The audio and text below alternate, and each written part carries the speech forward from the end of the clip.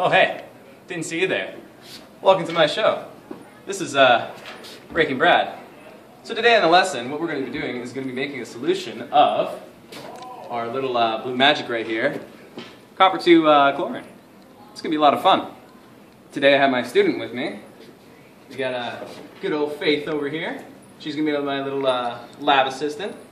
So, let me give you a little intro on some copper 2 chloride. Copper 2 chloride is a chemical compound with the formula CuCl2. This is a light brown solid which slowly absorbs moisture to form the blue-green dihydrate, which we can see right here. The copper 2 chlorides are some of the most common copper 2 compounds after copper sulfate. So to begin with some of the equipment we do have here, obviously we got our safety goggles. We have our weighing to make sure that we have the right amount of the mixture that we are going to be using. We have our stir, so eventually once we transfer the actual chemical into the water, then eventually after that what we're going to be doing is putting this into a 1 liter volumetric flask, which we eventually get the perfect amount of solution that we actually eventually are going to do it. And then at the end of it, we're going to put it into this jug right here. So, to begin with we have our formula that we're going to be using up here. So since we have 0.1 mole per liter, by the end of it we're only going to be using 1/10 of the actual finished product. And since this is also a dehydrated formula, that means we're also going to be having an extra H2O with the oxygen on the end, so we have to add that at the end. So the molar mass of it all is the 63.546 plus 2 times 35.543 plus 2 times 1.01, which is the hydrogen, and then plus 2 times 16, which is the oxygen. And then at the end of that, we have the 170.48 grams per mole.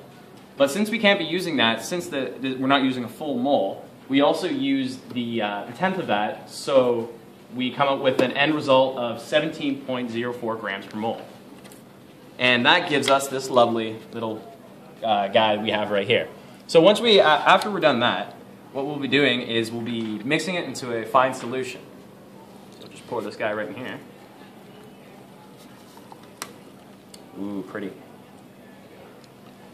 Nice blue chemicals. And make sure to use your goggles. Now we're safe. So as that's going on, what we can be doing next is we can simply just wait for that to stir up as it makes this little tornado shape.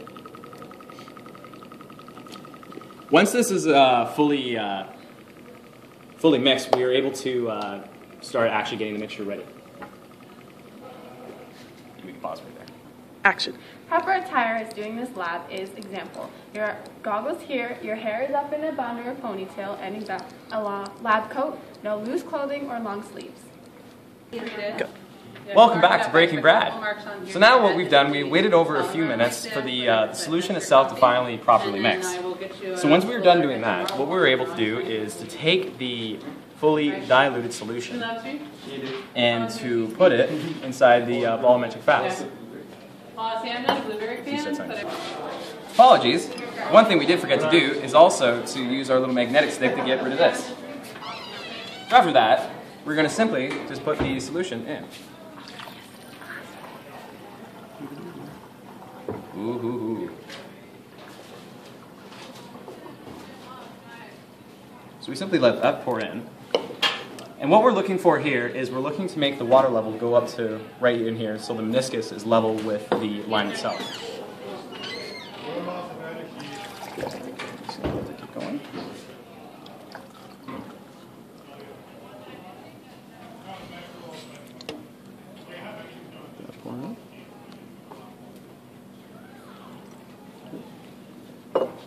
Too much.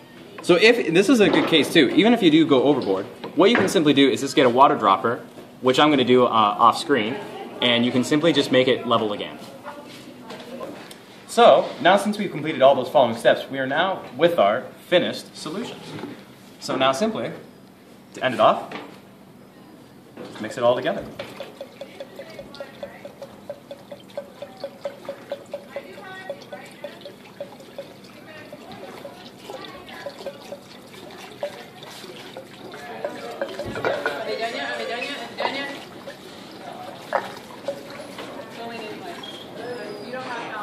Thank you for attending Breaking Brad. I hope you learned something new today.